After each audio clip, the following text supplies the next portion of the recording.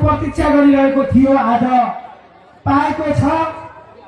सयौं शहीद बेपत्ताको रगतले सिंचित भएको यो भूमिले पार्टीको सधैँ अध्यक्षलाई आज पाएको छ र आजको यो खबरदारी सभाका आकर्षक प्रमुख अतिथि सर्वे अध्यक्ष पुष्पकमल दाहाल कमरेड प्रचण्डलाई आफ्नो महत्त्वपूर्ण राजापुरवासीलाई आफ्नो महत्त्वपूर्ण सम्बोधन गरिदिनुको निम्ति म आग्रह गर्न चाहन्छु।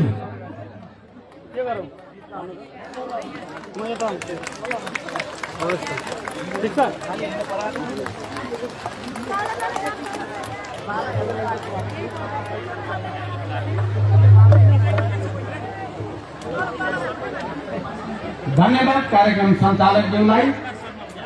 बर्दिया जिल्लाको यो असाध्यै महत्त्वपूर्ण र संवेदनशील भूमि राजापुर नगरपालिका अन्तर्गत आयोजित यस विशेष समारोहका अध्यक्ष तथा राजापुर नगरपालिकाका मेयर तथा प्रमुख दिपेश थारू कमरेड राजेश, मसँगै केन्द्रीय टिममा आउनुभएका हाम्रो पार्टी केन्द्रका उपाध्यक्ष कमरेड पम्पा भूषाल, सचिव कमरेड चक्रपाणी खनाल बलदेव लगायत सबै केन्द्रीय समितिका सहयोगका कमरेडहरू, प्रदेशका अध्यक्ष तथा प्रदेशका सबै सदस्य कमरेडहरू, यो भव्य सुन्दर र आकर्षक समारोहमा उपस्थित सम्पूर्ण महान शहीदहरूका आदरणीय परिवारजनहरू, बेपत्ता योद्धाका आदरणीय परिवारजनहरू, राजापुर र वरिपरिबाट उपस्थित हुनुभएका सम्पूर्ण आदरणीय जनसमुदाय,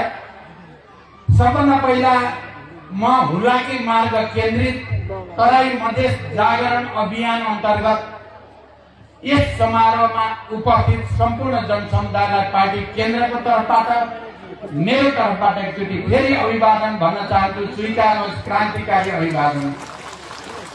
आदरणीय जनसमुदाय, यहाँ स्वागत मन्तव्यको क्रममा नगरपालिकाका उपाध्यक्षले केही कुरा व्यवस्थित रूपमा राखिसक्नु भएको छ। यहाँका समस्याहरूको बारेमा, यहाँको आवश्यकताहरूको बारेमा र नगर प्रमुखको हैसियतले र यस पालिकाको प्रमुखको हैसियतले पनि दिपेश थारूले बडो सठिक रूपमा नै यस नगरपालिकामा भए गरेका कामहरू, केन्द्रले यस क्षेत्रमा गरेका कामहरू र यहाँका आवश्यकताको बारेमा पनि राखिसक्नु भएको छ। र भर्खरै पार्टी केन्द्रको तर्फबाट केन्द्रीय उपाध्यक्ष कमरेड पम्पा भूषालले पनि यसको भूमिका र महत्त्वको बारेमा राखिसक्नु भएको छ। म सबभन्दा पहिला ती सबै महान शहीदका परिवारजनप्रति र बेपत्ता योद्धाका परिवारजनप्रति सम्मान प्रकट गर्न चाहन्छु। आज बिहान मात्रै उहाँहरूले खुलेर आफ्ना समस्याहरू, पार्टी केन्द्रका समस्या राख्नु भएको छ र म ती महान शहीद र बेपत्ता योद्धाहरूप्रति हार्दिक श्रद्धा र सम्मान प्रकट गर्न चाहन्छु। र म आज यस ऐतिहासिक अवसरमा र यो समारोहमा म बर्दिया जिल्लाका र थारू जनसमुदायका एउटा सर्वमान्य नेताको हैसियत बनाउनु भएका र मसँग पञ्चायत विरोधी आन्दोलनको बेलादेखि जनयुद्धका तयारीका प्रत्येक चरणमा सँगै काम गर्ने रामचरण चौधरी आसी भनेर परिचित हुने हाम्रो सहयोगका कमरेडलाई पनि म श्रद्धा र सम्मान प्रकट गर्न चाहन्छु। आसी चौधरी साँच्चै नै थारू समुदायको एउटा त्यस्तो नेताको छवि उहाँले बनाउनु भएको थियो जसले थारू जनसमुदायको हक र अधिकारको निम्ति अविच्छिन्न दृढ अठोटका साथ उहाँ लडाईँमा त अगाडि बढ्नु भएकै थियो र नेपालका तमाम श्रमजीवी जनताको पनि उहाँ नेता हुनुहुन्थ्यो। उहाँ थारू, पहाडिया र सिङ्गै सर्वहारा वर्ग र श्रमजीवी जनताको नेताको छवि उहाँले बनाउनु भएको थियो र मैले बर्दिया जिल्लामा पञ्चायत विरोधी कालदेखि नै उहाँसँगै धेरै साथीहरूसँग यहाँका धेरै जनसमुदायसँग सहकार्य गर्ने अवसर प्राप्त गरेको थिएँ र मलाई यस अर्थमा खुसी छ कि थारू समुदायको नेताको हैसियतले मैले उहाँलाई संविधान सभामा प्रतिनिधित्व गराउने मात्रै होइन, थारू समुदायको तर्फबाट माओवादीको पहिलो मन्त्री बनाउने अवसर पनि मैले प्राप्त गरेँ। छोटो समय भए पनि मन्त्रीका हैसियतले उहाँले यस क्षेत्रका जनताको विकास निर्माण र यस क्षेत्रका जनताको समस्या समाधानमा महत्त्वपूर्ण भूमिका खेल्नु भएको कुरा पनि म स्मरण गराउन चाहन्छु। चाहे त्यो कर्णालीको पुलको कुरा होस्, चाहे यस क्षेत्रमा सिंचाइको व्यवस्था गर्नको निम्ति पहल गर्ने कुरा होस्, या यस क्षेत्रमा थारू समुदायमा रहेको सिकल सेल एनिमिया जस्तो रोगका विरुद्ध सचेत गराउने कुरा होस्, उहाँले पार्टीलाई र नेतृत्वलाई जहिले पनि उहाँले सुझाव दिनुहुन्थ्यो, उहाँले सहयोग गर्नुहुन्थ्यो र त्यसैको परिणाम म लगायत अहिले यहाँ उपाध्यक्ष कमरेड पम्पा भुषाल सबैले नै यो पुल निर्माणमा आशी चौधरी समेतको सहयोगमा या यहाँको सिंचाइ व्यवस्थापन गर्ने कुरामा पम्फाजी मन्त्री भएको बेलामा, ऊर्जा सिंचाइ मन्त्री भएको बेलामा जे जति परियोजनाहरू भए मलाई लाग्छ दिपेश थारूले यो कुरा राम्रोसँग भनि नै सक्नुभयो। हामीले धेरै भन्नुपर्ने आवश्यकता रहेन। म यस अवसरमा एकचोटि फेरि रामचरण चौधरी सबै हामी सबैका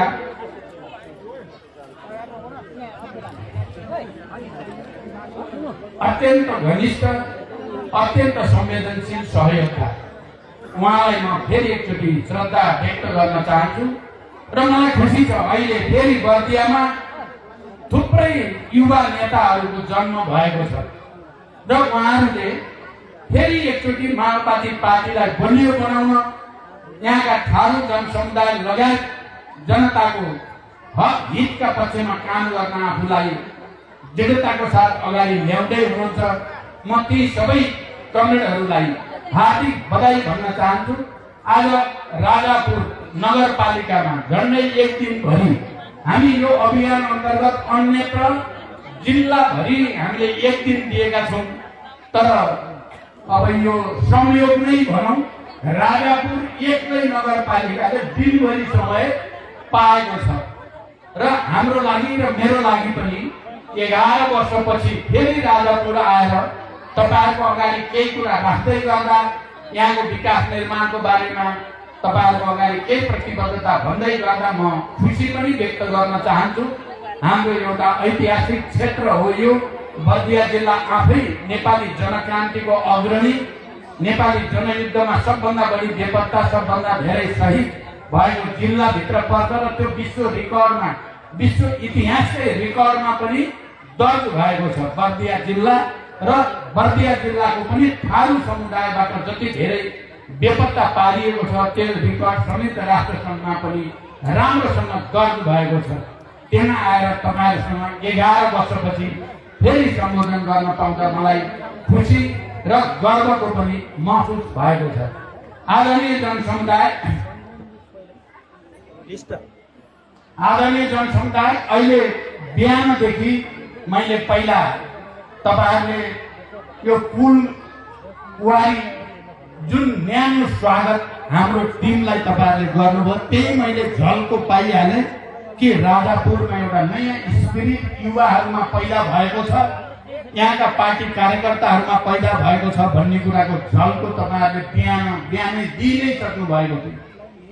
वडा कार्यालयको उद्घाटनको बेलामा तपाईहरुको प्रस्तुति र उपस्थितिले पनि एउटा संकेत राम्रै गरेको थियो र मैले त्यहाँबाट कभर हलको उद्घाटनसम्म आइपुग्दा बाटोघाटो जस्तो देखेँ।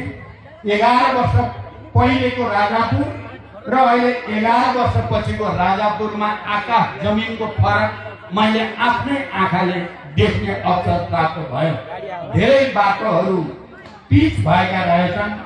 मैले दिपेश थारूलाई मेयरलाई भने यो त धेरै प्रगति भएको रहेछ अनि उहाँले थुप्रै कुरा बताउनु भयो यस क्षेत्रमा भएका विकास निर्माणका कामहरू र उहाँले आफैले बल गरेको कृषि उत्पादन वृद्धिका लागि, रोजगारी सृष्टिका लागि, सिंचाई व्यवस्थापनका लागि, खेलकुद व्यवस्थापनका लागि, शिक्षामा गरिब किसानका छोराछोरीहरूलाई विशेष सहुलियत दिनका लागि उहाँले जे बताउनुभयो, उहाँले धेरै काम गर्ने जमर्को गरेको कुराको जानकारी पनि मलाई भयो।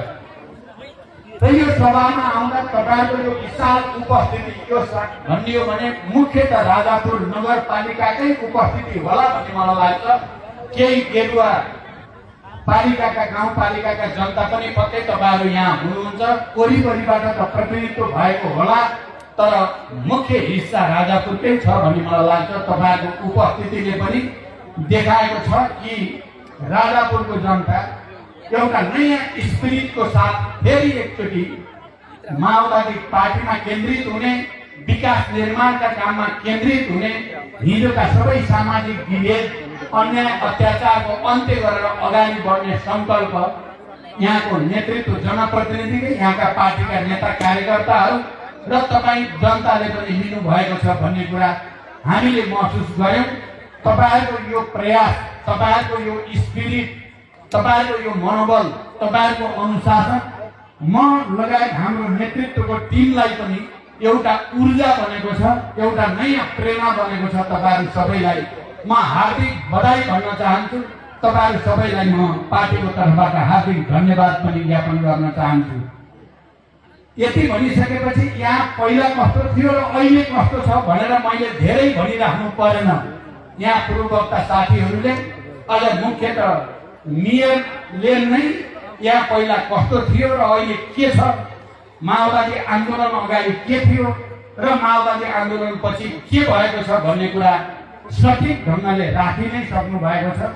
मेरो उहाँको त्यो विश्लेषण प्रति मेरो पुरै समर्थन छ र यथार्थ त्यही नै हो। मैले जनयुद्धको तयारीको बेलादेखि पञ्चायती निरङ्कुशता र तानाशाहीका विरुद्ध आन्दोलनका बेलामा भूमिगत रूपमा म यस क्षेत्रमा पटक पटक खास गरी आरसी चौधरीको सहयोगमा म आउने गरेको थिएँ।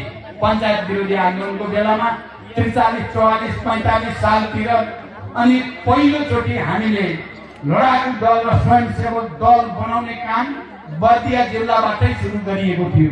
यहाँका थारू युवा युवतीहरूले नै सबभन्दा पहिला जनमुक्ति सेना बन्ने अभ्यास सुरु गरेका थिए र मैले त्यो प्रक्रियामा निरन्तर अनुगमन गर्ने र बर्दिया जिल्ला र थारूको मनोभावनालाई बुझ्ने, थारू जनताको पीडा र समस्यालाई बुझ्ने अवसर मैले त्यति बेलै पञ्चायत विरोधी आन्दोलनको बेलामा नै पाएको हो र थुप्रै बैठकहरू हामीले थारू समुदायको बीचमा नै सम्पन्न गरेका थियौं। जनयुद्धको तयारीको बेलामा पनि र जनयुद्धको उठानपछि हामीले जसरी क्रान्तिलाई अगाडि बढाउने नीति योजना कार्यक्रम बनायौं, त्यसमा इमानदारीका साथ कोही लाग्यो भने त्यसको अग्रणी चाहिँ तपाई बाँके बर्दिया कैलाली कञ्चनपुरका थारू समुदायहरू नै लाग्नुभयो। यहाँ बस्ने पहाडिया पनि खस आरे पनि मजदुर किसानहरू नै लाग्नुभयो र म आज तपाईहरुको यो सभामा म त्यसलाई स्मरण मात्रै गर्न चाहन्छु। ती दिनहरू जसले हामीलाई जनयुद्धतिर डोर्यायो, जसले नेपालको इतिहासमा असाधारण ठूलो विद्रोहलाई जन्म दियो, जसमा यो देशका सबै उत्पीडित वर्ग, मजदुर किसान, सबै उत्पीडित महिलाहरू, ती सबै जात जाति क्षेत्रका उत्पीडित महिलाहरूलाई विद्रोहमा अगाडि बढ्न, चुला चौकाबाट बाहिर निक्लेर क्रान्तिमा बन्दुक बोकेर सामन्ती निरङ्कुश तन्त्रका विरुद्ध, जमिनदारी प्रथाका विरुद्ध, अघि यहाँ बनिया जस्तै हामीलाई दास दासी व्यवहार गर्ने हिजोका राजा महाराजाहरूका विरुद्ध हातमा बन्दुक बोकेर चाहिँ झण्डा बोकेर अगाडि बढ्ने महिलाहरूको जत्था यहीँबाट तयार भएको थियो। म तपाईहरु सबैलाई यस सन्दर्भमा ऐतिहासिक रूपले अभिवादन भन्न चाहन्छु, सम्मान व्यक्त गर्न चाहन्छु। तपाईहरुको त्यो पहलले आज साँच्चै नै सामन्ती निरङ्कुश तन्त्र चाहिँ पराजित भएको छ, जनता विजयी भएका छन्। संवैधानिक रूपले नेपाली जनता पहिलोचोटि सार्वभौम सत्ता सम्पन्न भएका छन्। तपाई हामी सबै दलितहरू, आदिवासी जनजातिहरू, थारूहरू सबै नै यसपटक संविधानमा पहिलो पटक, यसपटक भनेको पहिलो पटक, यो भन्दा पहिला वंशको आधारमा जन्मने बित्तिकै राजा हुने, जतिसुकै मूर्ख भए पनि, जतिसुकै अपराधी भए पनि त्यो सिस्टम थियो र संविधान घोषणा गर्ने बेलामा सम्पूर्ण देशको सार्वभौम सत्ता र अधिकार राजामा निहित हुन्थ्यो। संविधानको घोषणा राजाको मर्जी अनुसार हुन्थ्यो र त्यसलाई संशोधनको अधिकार राजालाई नै हुन्थ्यो। त्यो तानाशाही, त्यो निरङ्कुश तन्त्र, त्यो वंशवादी सामन्ती सिस्टमलाई अन्त्य गर्नको लागि र जनता नै सार्वभौम सत्ता सम्पन्न छन्, जनता नै देशका मालिक हुन् र जनताको इच्छा अनुसार, जनताको आन्दोलन र जनताको चाहना अनुसार संविधान घोषणा हुनुपर्छ भनेर पहिलोचोटि नेपालको इतिहासमा हामी सार्वभौम सत्ता सम्पन्न नेपाली जनताले आफ्ना निर्वाचित प्रतिनिधि मार्फत यो संविधान लेखेर घोषणा गरेका छौं भनेर पहिलो पटक 240 वर्षपछि आधुनिक नेपालमा संविधान सभाबाट संविधान घोषणा गर्दा भयो र तपाईँ हामी सबै सार्वभौम नेपाली भयौं। हामी यो देशका फैसलाकर्ता, हामी यो देशका भाग्य निर्माता भयौं। यद्यपि त्यो अझै पनि राम्रोसँग कार्यान्वयन हुन त अझै बाँकी छ, तर संविधान र लोकतान्त्रिक मूल्यका हिसाबले यो एउटा युगान्तकारी परिवर्तन भएको हो र यसले अघि हाम्रो पम्फाजीले भने जस्तै महिलाहरूलाई चुल्हा चौकाबाट बाहिर मात्रै निकालेर बन्दुक बोकेर निरङ्कुश तन्त्रका विरुद्ध लड्ने महान योद्धा बनायो। जुना चौधरीको नाम आयो पहिलो शहीद यस क्षेत्रको। यस्ता वीर वीरङ्गना जन्मायो मात्रै होइन, अहिले संविधान बनेपछि हाम्रै कारणले मान्छे जोसुकै होस्, हाम्रै कारणले महिला राष्ट्रपति बन्ने, हाम्रै कारणले र हाम्रै महिला सभामुख बन्ने, हाम्रै कारणले हाम्रै कमान्डर उपराष्ट्रपति बन्ने, हाम्रै कारणले प्रधान न्यायाधीश पनि महिला बन्ने र अनि केन्द्र र चाहिँ विभिन्न स्थानीय तहमा ठूलो संख्यामा महिलाहरूको प्रतिनिधित्व हुने अवस्था बन्यो। त्यसै गरी अन्य थुप्रै मौलिक अधिकारका कुराहरू पनि भए। यो ठूलो कुरा हामीले रगत दिएर साटेको हो। आदरणीय जनसमुदाय, राजापुरमा पहिला कस्तो सिस्टम थियो र अहिले कस्तो सिस्टम छ, यसको सबभन्दा ठूलो प्रमाण अहिले यहाँ थारू मेयर, थुप्रै हिजो मेयरहरू, सांसदहरू, संविधान सभाका सदस्यहरू थारू नै भएकोबाट पनि हाम्रो क्रान्तिको परिणाम, हाम्रो क्रान्तिको उपलब्धि के थियो भन्ने कुरा प्रष्ट भयो। अहिले पनि बर्दिया जिल्लामा या थारू जनसमुदायमा माओवादी प्रति आकर्षण छ, तर म तपाईहरुको अगाडि बडो गम्भीरताको साथ र इमानदारीका साथ भन्न चाहन्छु, बीचमा हामीले केही न केही कमजोरी गर्यौं। पार्टी अलिअलि आफ्नो उद्देश्यबाट, आफ्नो एजेन्डाबाट अलिकति भड्किएकै हो, थोरै चिप्लिएकै हो। त्यसले गर्दा हाम्रा शहीद परिवार र बेपत्ता योद्धा परिवारका मनमा निकै चिसो पसेको अनुभूति हामीलाई भयो। हामीले हाम्रो वर्ग, हाम्रो एजेन्डा, हाम्रो समुदाय, हाम्रो आत्मसम्मानका कुरालाई जुन गहिराईको साथ जनयुद्धको बेलामा र शान्ति प्रक्रियामा आउँदा हामीले लिएका थियौं, पछि त्यो बिस्तारै खुकुलो हुँदै गएको हाम्रो सम्बन्ध, त्यसले गर्दा फेरि एकचोटि माओवादी पार्टी प्रति जनताका मनमा चिसो पस्न थालेको हामीले महसुस गर्यौं।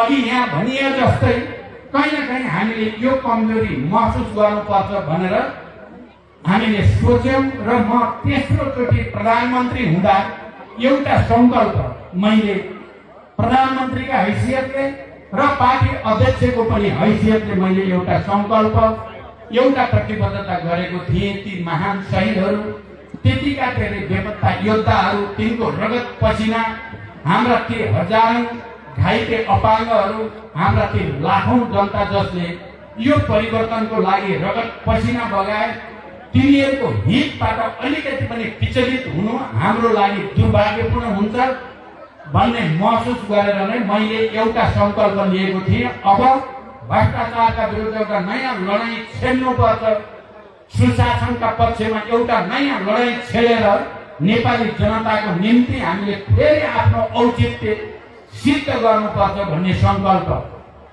समाजमा रहेको विभेद अझै पनि सकिएको छैन। त्यो विभेद र अपमानको सम्पूर्ण रूपले अन्त्य गर्नको लागि सामाजिक न्यायको लडाईँ हामीले लड्नै पर्छ भन्ने संकल्प पनि पार्टीले गर्यो, मैले गरेँ। अनि आर्थिक सङ्कटबाट यो देशलाई मुक्त गर्नको लागि पनि हामीले नयाँ आर्थिक क्रान्तिको योजनातिर देशलाई लिएर जानुपर्छ भन्ने संकल्प पनि गरियो। मैले अहिले लामो व्याख्या गर्नु छैन, तपाईहरुले देख्नु भएको छ। म 18 महिना पछिल्लोचोटि प्रधानमन्त्री हुँदा सुशासनको पक्षमा, सामाजिक न्यायको पक्षमा र आर्थिक सुधारका पक्षमा केही ऐतिहासिक कामहरू भए। के राजनैतिक नेता, के ठुलठुला कर्मचारीहरू, के भूमाफियाहरू, के दलालहरू, के बिचौलियाहरू सबैमाथि जो दोषी छन् उनमाथि कारबाहीको प्रक्रिया अगाडि बढेको थियो र त्यसले आम जनतामा फेरि एकचोटि माओवादी पार्टीप्रति र माओवादी नेतृत्वप्रति धेर थोर आशा फेरि जगायो। केही भरोसा अब केही हुन्छ कि भन्ने आशा जगायो। तर हामीले गरेका ती कामहरूले यो देशका दलाल पुँजीपतिहरू, ठुला ठुला रातारात करोडौं र अरबौं कमाउन पल्टेकाहरू, ती सबै बिचौलियाहरू जसले कमिसनका नाममा अरबौं जनताको सम्पत्ति लुट्ने गर्छन्, तिनीहरू र ती भूमाफियाहरू जो जनताको जमिन व्यक्तिको नाममा बनाएर करोडौं र अरबौं कमाउन पल्टेका भूमाफिया भनिन्छ तिनीहरू र अनि त्यस्ता भ्रष्ट कर्मचारीहरू जसले भ्रष्टाचार गरेर नै अकुत सम्पत्ति कमाउने गर्छन्, ती सबै हामीसँग रिसाए।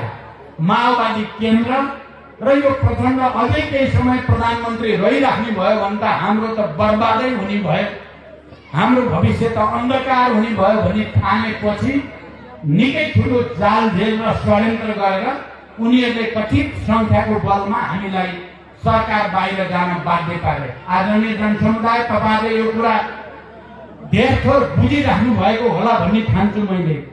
र यो सरकार बनेको संवैधानिक पनि छैन, संविधान अनुसार पनि छैन, लोकतान्त्रिक मूल्य अनुसार पनि छैन र यो पारदर्शी पनि छैन। यो जालझेल गरेर रातको अँध्यारोमा आफ्नै पार्टीलाई पनि जानकारी नदिइकन बिचौलिया र दलालहरूको इशारामा बनेको सरकार भएको हुनाले यो सरकारले जनताको पक्षमा, राष्ट्रको पक्षमा काम गर्ने कुरा थिएन र गरेको छैन।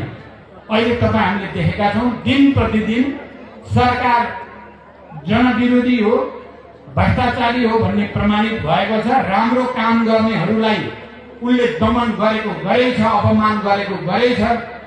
भ्रष्टहरूलाई बचाउनको लागि नाङ्गै तिनीहरूको पक्ष पोषण गरेकै छ। मैले अहिले धेरै कुरा भन्नु छैन। तपाईहरुले अहिले देख्नु भएको छ, शिक्षकहरू आन्दोलनमा छ।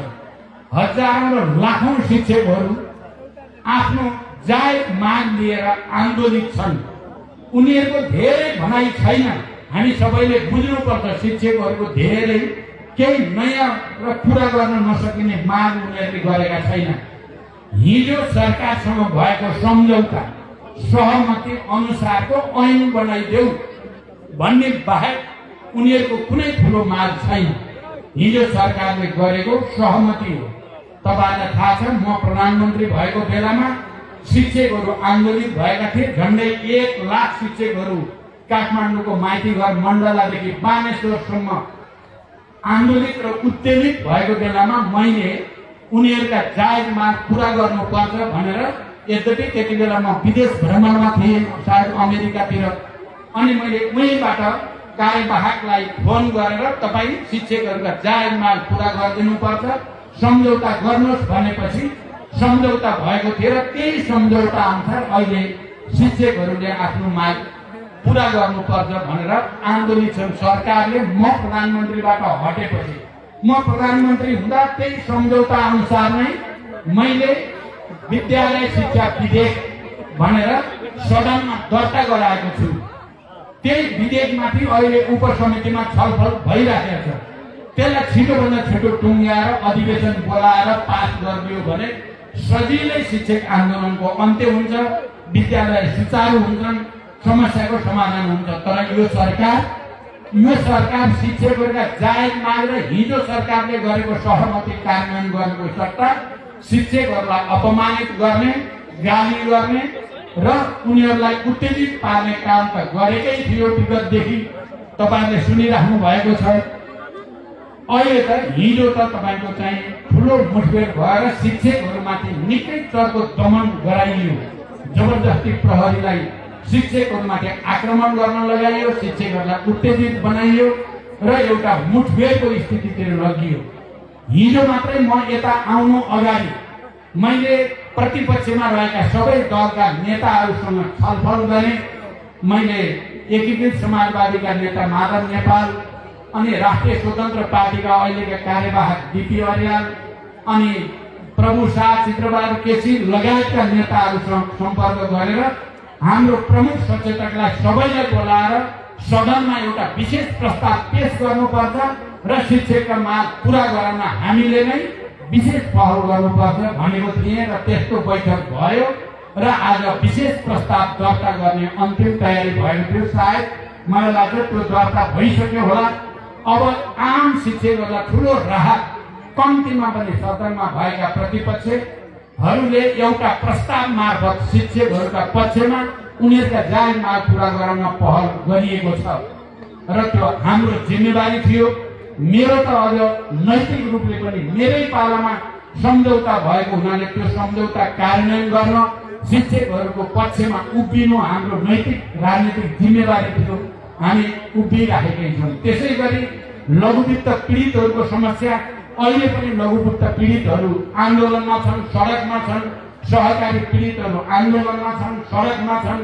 पार्टीहरू पनि प्राय सबै विरोधमा छन्, आन्दोलनमा छन्। सरकार भने मानव केही नै भएको छैन भने जस्तो गरी कानमा तेल हालेर बसेको स्थिति छ। यो स्थितिमा आदरणीय जनसमुदाय, म तपाईहरुको अगाडि बर्दिया जिल्लाको यो राजापुरमा यो सभामा तपाईहरुको अगाडि मैले अपिल गर्दैछु। यहाँ आउने निर्वाचनसम्म जाँदा या त्यसभन्दा अगाडि पनि बर्दिया एकचोटि फेरि जाग्नुपर्छ। म तपाईहरुसँग अपिल गर्न चाहन्छु। म बर्दिया जिल्लाका सबै नेता साथीहरू, कार्यकर्ताहरूलाई विशेष रूपले आग्रह गर्न चाहन्छु, तपाईहरुले स्वार्थ केन्द्रित गतिविधि गर्न बन्द गर्नुहोस्। पार्टी क्रान्ति र आन्दोलनका लागि, समाजवादको तयारीका लागि एकचोटि फेरि हिजोको जनक्रान्तिको स्पिरिटलाई पुनर्स्थापित गर्ने प्रयास गर्नुहोस्। तपाईहरु अनावश्यक एकअर्काको खुट्टा तान्ने संस्कारलाई परित्याग गर्ने संकल्प गर्नुहोस्।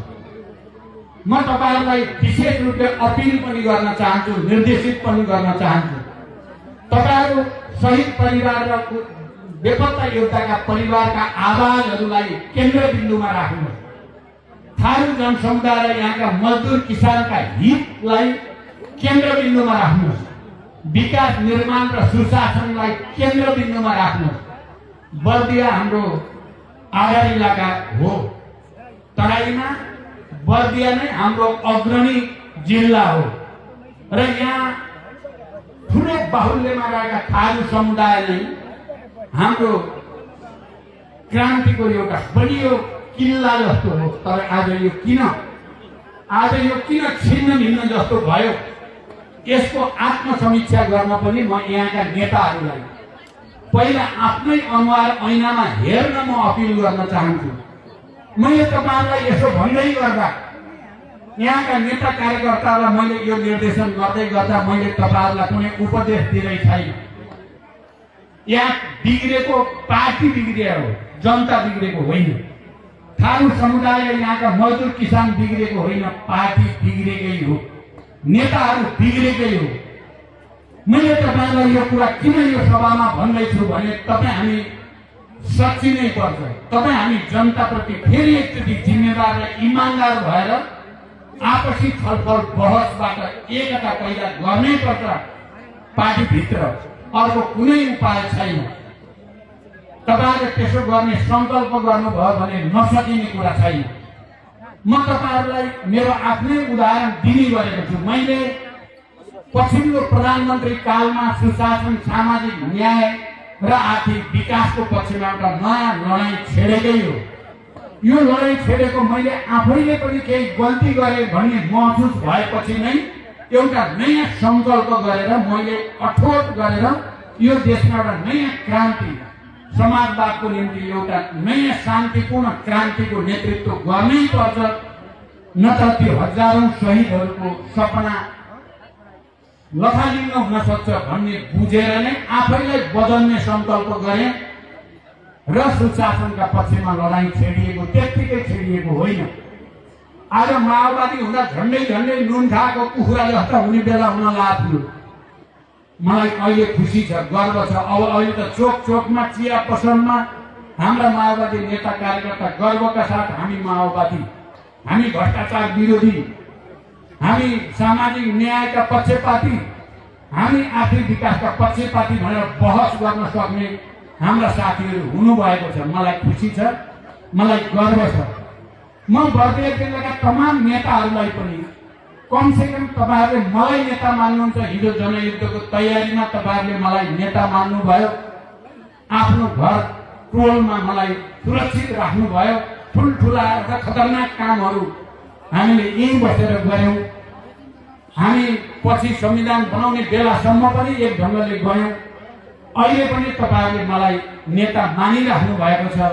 मान्नुहुन्छ भने मेरो अपिल छ, एकचोटि प्रचण्ड 70 वर्ष कटेर पनि देशभरि बिहानदेखि बेलुकासम्म जनताको निम्ति मरिमेट्न सक्छ भने सबैलाई समेटेर फेरि माओवादीलाई एकताबद्ध, तपाईहरुलाई यो पनि म भन्न चाहन्छु, माओवादी धाराहरू अस्ति मात्रै मेरो नेकपाका नेता विप्लवसँग गहिरो कुरा भएको छ र हामी एकतामा जानुको विकल्प छैन भन्ने एउटा नयाँ समझदारी बन्दैछ।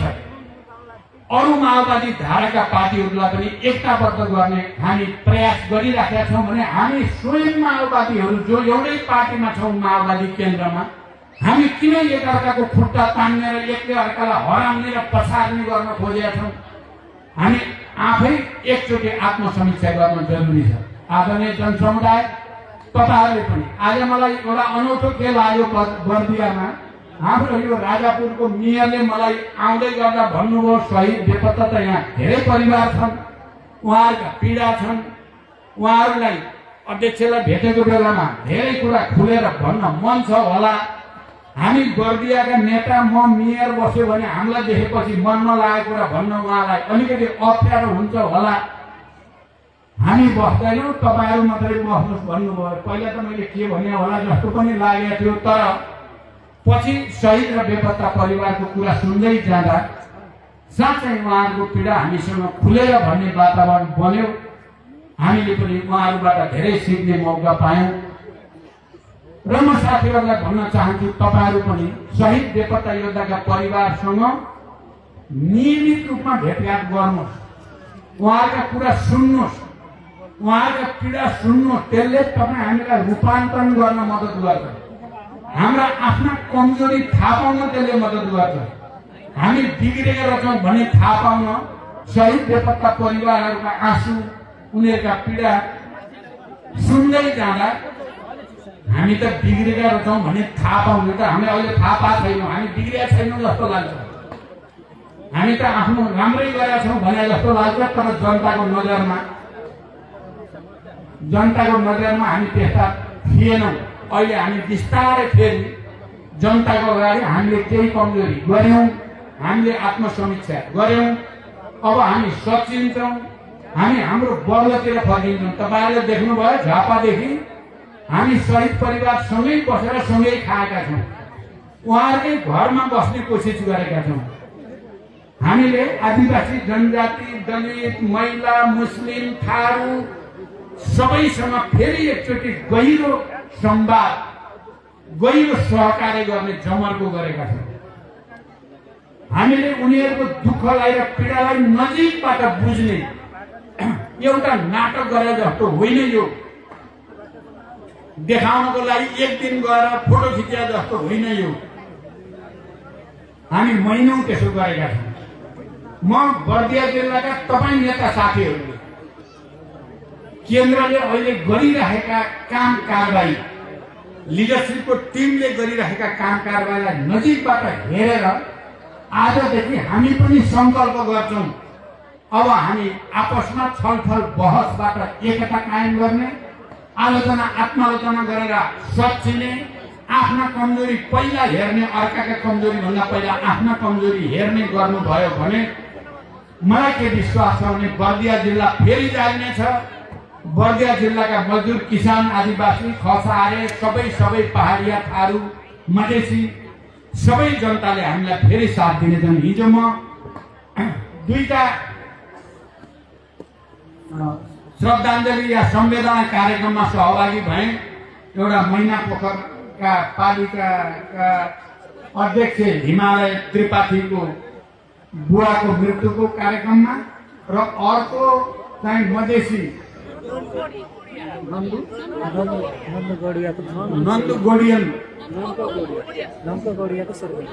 उहाँको चाहिँ उहाँ पनि हाम्रो शहीद, अहिले उहाँको श्रीमती पनि क्यान्सर भएर बित्नु भएछ। त्यो मधेसी घरमा पनि हामी गयौँ। उहाँको परिवारसँग, उहाँका छोराहरूसँग, छोरीहरूसँग भेटघाट भयो, त्यहाँका जनतासँग कुराकानी भयो। त्यति एउटा भेटघाटले त्यो परिवारमा एउटा नयाँ मनोबल आएको त्यही देखिन्थ्यो। त्यहाँ वरिपरिका जनतामा पनि एउटा नयाँ विश्वास पैदा भएको देखिन्थ्यो। मलाई त्यहाँ जान प्रेरित गर्ने हाम्रो सन्त कुमार थारू लगायतका साथीहरूलाई पनि म धन्यवाद भन्न चाहन्छु। तपाईहरूलाई अब नियमित रूपमा तपाईहरूले जनताको घर आँगनमा जाने, म अस्ति गोर्खा थिएँ, तपाईँहरूले हेर्नुभयो होला बारपाक। म अहिले गोर्खाको चाहिँ जनप्रतिनिधि हो। त्यहीबाट जनप्रतिनिधिको रूपमा प्रधानमन्त्री पनि तेस्रो पटक हुने अवसर प्राप्त भयो। म त्यहाँ गएँ बारपाकमा, त्यहाँका शहीद परिवारहरू, त्यहाँका जनताको तपाईँहरूले पनि अलिकति भिडियो क्लिप देख्नुभयो होला। त्यहाँका वृद्ध महिलाहरूले पार्टीप्रति, लिडरसिपप्रति कस्तो भाव व्यक्त गरे भन्ने कुरा र त्यहाँको पार्टीको साथीहरूले हरेक घरमा जाने योजना बनाउनु भएछ। अहिलेको यो अभियान हेर्दै प्रत्येक घरमा चाहिँ नेताहरू पुग्नै पर्ने, कार्यविभाजन त्यसरी गर्नु भएर हाम्रो होस्, काङ्ग्रेस समर्थक होस् या एमाले समर्थक होस्, त्यहाँ जाने, हाम्रो कुरा भन्ने। हामीले अलिकति कमजोरी गरेका थियौँ, हामी सचिँदै छौँ। तपाईहरूले हाम्रो कुरा यो हो, हाम्रो पार्टी केन्द्रको निर्णय यस्तो छ, निर्देशन यो छ भनेर आत्मसमीक्षा सहित प्रत्येक घरमा हुन सक्छ पार्टी सदस्य बनाउने, नभए समर्थक सदस्य बनाएर भए पनि एउटा सदस्य बनाउने गर्नु भएछ। अहिले डबल पार्टी मेम्बर बनाउनु भयो केही महिनाभित्रै। म बर्दियाको साथीहरूलाई पनि योजना बनाउनुहोस्, घरमा जानुहोस्, एकचोटि मेहनत गर्नुहोस्। जसरी पार्टी हेडक्वार्टर अहिले तपाईँहरूको अगाडि हामी आइरहेका छौँ, तपाईँहरू त्यसरी नै हाम्रो कार्यक्षेत्रमा जानुहोस्, जनतालाई भेट्नुहोस्। मलाई लाग्छ 6 महिनाभित्र हेर्नु होला यहाँको पार्टी गुणात्मक रूपले अर्को ठाउँमा पुग्छ र आउने निर्वाचनमा हामीले क्लिन स्विप बर्दिया फेरि 64 जस्तो बनाउन सकिन्छ। यो शुभकामना म तपाईँहरूलाई दिन चाहन्छु। यो बनाउनै पर्छ। यसलाई पार्टीको निर्देशन भनेर ठान्नु होला, यसलाई हल्का रूपले नलिनु होला। नेपालमा अहिले हामीले क्रान्ति गरेर ल्याएको उपलब्धि उल्ट्याउन सकिन्छ कि भनेर सरकारका गलत काम कारबाहीका कारणले राजावादीहरू, तानाशाहहरू, निरङ्कुशतावादीहरू, वंशवादीहरू, 250 वर्षमा देशलाई संसारकै गरिब बनाउनेहरू अहिले त हामी यहाँ तराईमा जागरण अभियान चलाउने, वहाँ काठमाडौँमा त आजै नानी हिँडी पस्ने रे, भोलि नै पस्ने रे भन्ने हल्ला सुन्न थालियो। हामीले सोच्यौँ अब यसलाई पनि एकचोटि फेरि जवाब दिन त माओवादी नै चाहिन्छ, समाजवादीहरू नै चाहिन्छ भन्ठान्यौँ र हामीले केही दिन रोकेर काठमाडौँमा चैत्र 15 गते तपाईँहरूले देख्नुभयो एउटा विशाल जनप्रदर्शन र जनसभाको आयोजन गर्यौँ। विरोध सभा बडो चाहिँ घमण्डले फुलेका तानाशाहहरूले दुर्गा प्रसाद जस्तो शङ्कालाई जनकमान्डरले लाले मर्नु। तपाईँहरूले कतिको विचार गर्नु भएको छ। जनको मानदर घोषणा गरेर त्यही दिन कार्यक्रम जुटाए। यतापट्टि झन्डै 1 लाख जनताको सहभागितामा विशाल सभ्य अनुशासित यहाँ आजको सभा जस्तो ठुलो अब संख्या त त्यहाँ ठुलो हुने नै भयो। यहाँ पनि सानो छैन, तपाईहरु एउटै नगरपालिकामा यत्रोलाई सानो भन्न मिल्दैन। गर्यौं भने उतापट्टि मण्डलेहरू चाहिँ 12 वर्ष ढुङ्गामा हाले पनि कुकुरको पुच्छर बाङ्गाको बाङ्गे भने जस्तो उनीहरूले त्यही गुण्डागर्दी त्यही मण्डले तन्त्र देखाए। आगजनी, हत्या, हिंसा, लुटपाट भयो र मैले भन्ने गरेको छु सुनारको 100 चोट, लोहारको 1 चोट। माओवादीले एकचोटि एक दमक दिएपछि अब त्यो राजा भन्नेको हावा खुस्क्यो। त्यसको अब केही लाग्नेवाला छैन। त्यस्तो जात हो माओवादी। एकचोटि जान्ने भने हामी आन्दोलनको ताकत हो क्या आदरणीय जनसमुदाय। आन्दोलन र क्रान्ति भनेपछि हामीलाई उत्सव जस्तो लाग्छ। यो सरकार फरकार भनेपछि हामीलाई अलिकति झमेला, हामीले मेसो पाउँदैनौँ। तर त्यो पनि सिक्न पर्ने त छ। अब बहुमत ल्याएर चलाउने हो सरकार। बहुमत ल्याएर अनि मात्रै सरकार चलाउँदाखेरि हामीले भने जस्तो सरकार चलाउन पाइन्छ। त्यसो भएर मैले भनेको छु जसले जे भने पनि म त यो प्रधानमन्त्रीको रेसमा 84 सम्म छैन। यो म तपाईँहरूलाई पनि भन्न चाहन्छु। अहिले हामीसँग सङ्घमा सरकार छैन, प्रदेशमा छैन, तर स्थानीय सरकार हामीसँग छन्। 123 वटा सरकार छन्। यो 123 वटा सरकारलाई बलियो बनाएर लग्यो भने आउने निर्वाचनमा हामीले त्यसलाई डबल ट्रेबल गरिदिन सकिने सम्भावना छ। हामीले कहिले कांग्रेस कहिले एमाले भन्दा हामी कमजोर भयौँ, उनीहरू बलिया भयो।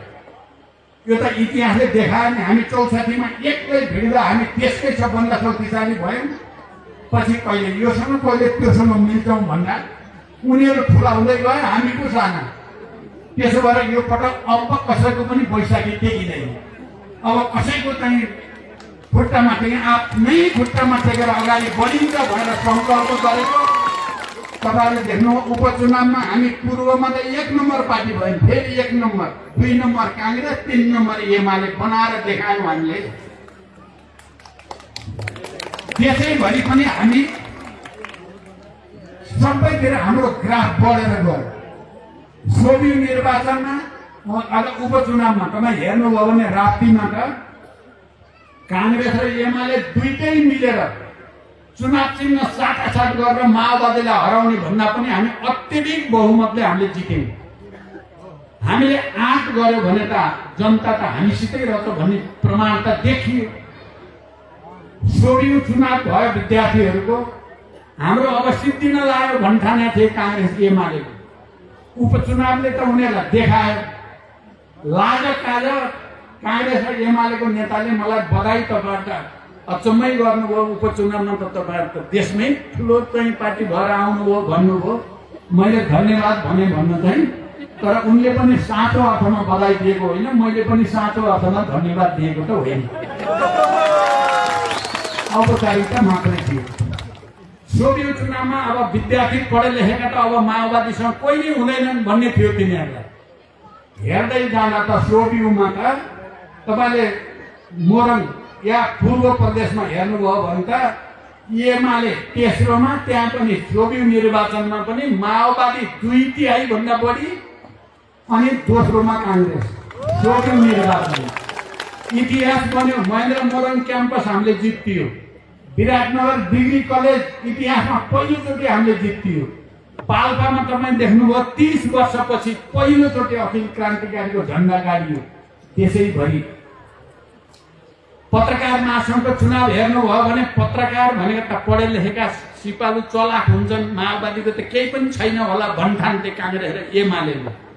हामीले यो पटक सबैतिर दृढताको साथ प्रतिवाद गर्ने भनेको त पत्रकारमा पनि कांग्रेस एमाले मिल्दा मिल्दै पनि हामी धेरै ठाउँमा जित्तियो र पत्रकार महासंघमा हाम्रो उपस्थिति अहिले तरो छ। माओवादी बिना अब कसैको केही चल्नेवाला छैन। अहिले नै यस्तो भएको छ भने आदरणीय जनसमुदाय 2 वर्ष हामी मेहनत गरेर हेरौँ। 2 वर्ष हामीले मेहनत गर्यौँ भने हामी 64 भन्दा माथि पुग्छौँ। मैले त्यो देखेको छु, मैले त्यो सपना देखेको छु। र त्यो सपना देखेकै हुनाले नै मैले बिहानदेखि बेलुकासम्म जनताको बिचमा चाहिँ दौडेर त्यसलाई पुरा गरेरै छोड्ने र अनि समाजवादको आधार तयार पार्ने, समाजवादी क्रान्ति सुरु गरेर माथि जाने विचार छ मेरो। त्यो बिहान मर्निङ वाक देख्नु भएको छ नि, त्यो मर्निङ वाक एउटा अभियान पनि भएको छ। युवाहरूलाई स्वास्थ्यतिर प्रेरित गर्ने, अभ्यासतिर प्रेरित गर्ने। आजकल त त्यो कता कता जनयुद्धको तयारीको बेलाको जस्तो देखिन थालेको छ। सबैतिर एउटा नयाँ उत्साह बटालियन हिँडे जस्तो भएको छ। मेरो स्वार्थ चाहिँ के छ भने म अझै 5-7 वर्ष मर्न हुन्न भनेर म आफूलाई बचाउनको लागि पनि मेहनत गरेको छु। मलाई लागेको छ यो देशको लागि अझै 5-7 वर्ष मेरो आवश्यकता छ। त्यसपछि उत्तराधिकारी त तयार भइराखेका छन्। हाम्रो उत्तराधिकारीको समस्या छैन। उत्तराधिकारी तयार हुन्छन् र देश समाजवादको यात्रामा जान्छ, भ्रष्टाचारको अन्त्य हुन्छ, सामाजिक न्याय हुन्छ, आर्थिक विकासले नयाँ गति दिन्छ। हामीले अहिले केन्द्रीय समितिको बैठकपछि 123वटै पालिकाका प्रमुखहरू, उपप्रमुखहरू, पार्टी अध्यक्ष बोलाएर काठमाडौँमा 2 दिने अभिमुखीकरण तालिम गर्यौं। अब अनुगमनमा जाँदैछौँ र 123वटा मध्ये अहिले हेर्नु देख्नु भएको छ पहिलो को छ देशभरि स्थानीय सरकारमा पहिलो मूल्याङ्कनमा माओवादी केन्द्र। धादिङको बेलीघाट रोराङ 1 नम्बर माओवादी केन्द्रको नेतृत्वको सरकार। 2 नम्बर गुल्मीको रुरु, त्यो पालिका देशभरिका स्थानीय तह मध्ये 2 नम्बर भयो, त्यो पनि माओवादी केन्द्रको। 3 नम्बर यही लुम्बिनीको राप्ती, दाङको राप्ती पालिका 3 नम्बर। 1, 2, 3 11 नम्बरसम्म माओवादी केन्द्र। हामी बिग्रेको बेलामा पनि हामी अरूभन्दा त धेरै राम्रा रहेछौँ नि। अब त हामी सप्रेका छौँ। अब त कति राम्रो हुन पर्यो नि। महानगरपालिका मध्ये भरतपुर महानगरपालिका पहिलो 1 नम्बर, त्यसपछि फेरि अर्को वर्षपछि नि 1 नम्बर, अहिले पनि 1 नम्बर, जहिले पनि 1 नम्बर। त्यो पनि माओवादी केन्द्रकै नेतृत्वको महानगरपालिका भनेपछि अहिले हामीले अलिकति मेहनत गर्यौं भने हाम्रा सबै स्थानीय तह 1 नम्बर हुन सक्छन्। सबै हामी अग्रणी हुन सक्छौं। त्यसकारण आदरणीय जनसमुदाय, तपाईहरुको हिजोको जस्तै माया हामीलाई चाहियो। हामीले केही त्रुटि कमी गरेको हामी सच्याउने पक्षमा छौं। हामी सच्याउनै हिँडेका छौं। आज राजापुर आइपुगेको पनि आफूलाई सच्याउनको लागि। मैले सधैँ भनेको छु हामीलाई अलिअलि रोग लागे जस्तो भएकै हो। नढाकिकन भन्नुपर्छ, आफ्नो रोग लुकाएर त सन्चो हुँदैन नि। रोग त देखाएर डाक्टरलाई भनेर मात्रै बल्ल डायग्नोसिस हुन्छ अनि सही उपचार भएपछि सन्चो भइन्छ।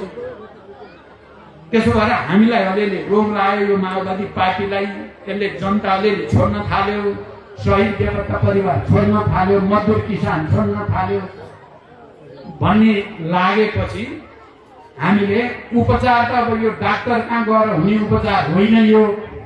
यो हाम्रै जनतासँग गएपछि, हाम्रै वर्गसँग गएपछि, हाम्रै समुदायसँग गएपछि उनीहरूले दिएको शिक्षाबाट हाम्रो उपचार हुन्छ भनेर हामीले संकल्प गर्यौं।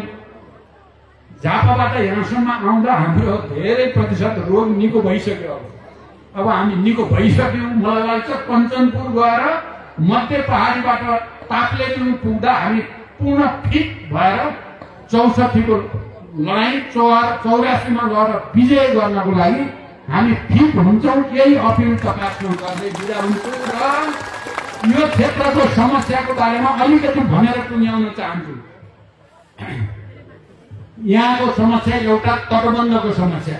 यहाँ उपाध्यक्षले पनि भन्नुभयो कर्णाली नदी नियन्त्रण योजना दृढ रूपमा सम्पन्न गर्नुपर्ने छ। यसमा हाम्रो पार्टीको तर्फबाट म पूर्व प्रधानमन्त्रीको हैसियतले र अहिले प्रमुख प्रतिपक्षी दलको नेताको हैसियतले नदी कटान र डुबानको समस्या हल गर्नको लागि म तपाईहरुको साथमा अन्तिम समयसम्म लडिराख्ने विश्वास तपाईहरुलाई दिलाउन चाहन्छु। यहाँ जंगली जनावरको समस्या पनि गम्भीर छ। तपाईहरुले जस्तो समस्या भोग्नु भएको छ झन्डै मेरो गृह जिल्ला त चितवन हो। चितवनमा पनि त्यहाँ मध्यवर्ती क्षेत्र र राष्ट्रिय निकुञ्ज छ।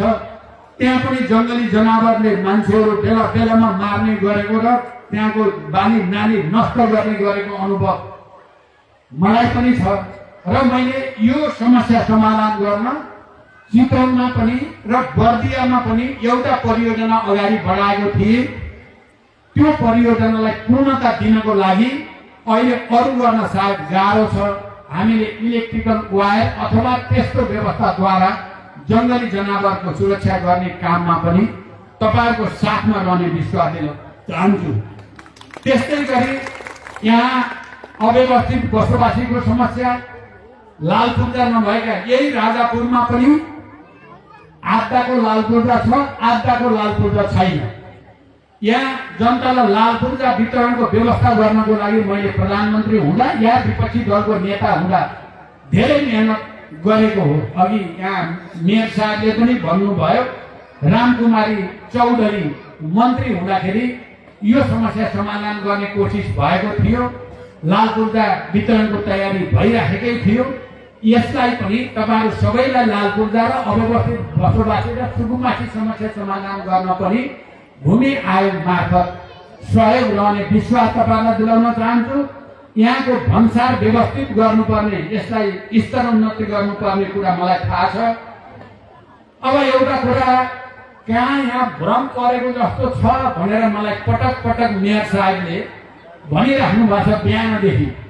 मैले चाहिँ यो बाँके र बर्दियालाई कर्णालीमा लगेर गाड्न चाहेको छ प्रचण्डले भनेर यहाँ चाहिँ कांग्रेस एमाले अथवा कोले हो भन्ने गरेका छन्। अरे थारूवानको लडाई लड्ने, थारूवान राष्ट्रिय मुक्ति मोर्चा बनाउने, थारूवान हुनुपर्छ भनेर लडाई लड्ने र त्यसको नेतृत्व गर्ने मान्छे म, अनि मैले थारूवानलाई लगेर कर्णालीमा मिलाउँछ भनेर सोच्नु यो भन्दा ठुलो चाहिँ भ्रम अर्को हुन सक्दैन। त्यो हुनै सक्दैन। मैले अस्ति नेपालगञ्जका उद्योग व्यवसायीहरूले हामी त यहाँ होइन, हामी लुम्बिनीमा होइन, हामी कर्णालीमा मिसिन चाहन्छौँ भनेपछि मैले भनेको के थिएँ भने यो कुरो त जनताले गर्ने फैसला हो। हाम्रो संविधानमा के व्यवस्था छ भने जनताले चाह्यो भने संविधान संशोधन कुनै पनि बेला गर्न सकिन्छ। त्यसमा जनताको निर्णय नै अन्तिम हुने हो। यदि जनता सबै त्यही चाहन्छन् भने त कसले रोक्न सक्छ भनेको थिएँ मैले। त्यसैलाई बङ्ग्याएर टिङ्ग्याएर अब बाँके बर्दिया चाहिँ प्रचण्डले लगेर थारूहरूलाई लगेर माथि हुल्ने भयो भनेर प्रचार गरेछन्। म आदरणीय जनसङ्ख्या त्यस्तो हुन सक्दैन। तपाईहरुको मत भन्दा बाहिर यहाँका थारू र श्रमिक जनताको मत भन्दा बाहिर म हुँदिन। यो कुरा तपाईहरु निर्धक्कसँग जनतालाई भनिदिनुस्। तपाईहरु नै चाहनुहुन्छ भने त मेरो केही लाग्दैन, तर तपाईहरु चाहनुहुन्न मलाई थाहा छ। त्यसो भएपछि म पनि चाहन्न। एकदम सिधा। यो भ्रम अरूले धेरै षड्यन्त्र गर्ने गरेका छन् हाम्रा विरुद्ध। तपाईहरु भ्रमित नहुनु होला। अर्को अब सिकल सेलको समस्या, थारूहरूको सिकल सेल एनिमियाको समस्या थारू समुदायमा देखिएको एउटा विशिष्ट रोग हो र यसको समाधानको लागि मैले नै मुख्य रूपमा कार्यविधि बनाएर बजेटको व्यवस्था गरेर त्यसको लागि निर्देशिका गर्ने काम मैले सुरु गरेको हो र सिकल सेल एनिमिया नियन्त्रण गर्नको निम्ति हस्पिटलको व्यवस्था गर्ने प्रक्रियादेखि त्यसको सुरुवात गर्ने काममा पनि माओवादी केन्द्र अग्रणी छ। आउने दिनमा यसलाई अझ व्यवस्थित गर्ने कुरामा पनि हाम्रो पार्टी तपाईको साथ रहनेछ। यो कुरा पनि म भन्न चाहन्छु। सिंचाई आयोजनाको बारेमा मैले अघि नै भने हाम्रो उपाध्यक्ष कमरेड पम्फा भुसाल ऊर्जा तथा सिंचाई मन्त्री भएको बेलामा यहाँ सिंचाई परियोजना अगाडि बढेको छ। त्यसले पक्कै पनि तपाईहरुलाई धेरै ठुलो राहत प्रदान गरेको छ। यी सबै कुरा र भ्रष्टाचारका विरुद्ध लडाई हामीले लडेको भन्ने कुरा आत्मविश्वासको साथ, दृढताको साथ जनतालाई भन्नुस् र पार्टीका नेताहरू एक हुनुहोस्। अर्को कुनै विकल्प छैन। तपाईहरु झगडा गर्नुहुन्छ भने मैले लास्टमा त अन्तिम हतियार प्रयोग गर्नुपर्ने दिन आउन सक्छ। मलाई अलि बढी उदार भावुक भन्ने आरोप लाग्ने गरेको छ। अब यो उदारता र भावुकता छोडेर कठोर कदम चाल्न, किन म यत्रो त अब यो उमेरमा दौडेकै छु समाजवादी क्रान्तिको तयारी गर्छु भनेदेखि तपाईहरु झगडा गरिराख्नु भयो भनेर हामीलाई हराउने, जनतालाई हराउने काम गरिराख्नु भयो भने तपाईहरु पार्टीलाई किन चाहियो भन्ने दिन नआउला भन्न सकिँदैन। तर म अहिले नै आयो भने छैन। हामी सबैले आत्मसमीक्षा गरौँ, गहिरो गरी आत्मसमीक्षा गरौँ, सच्यौं र जनतासँग जुटौँ, यही अपिल गर्दै र आउने दिनमा धेरै ठाउँमा मैले विजय देखिसकेको छु। हामी विजयी हुन्छौं, जनता विजयी हुन्छ, यही विश्वास व्यक्त गर्दै बिदा हुन्छु। धन्यवाद।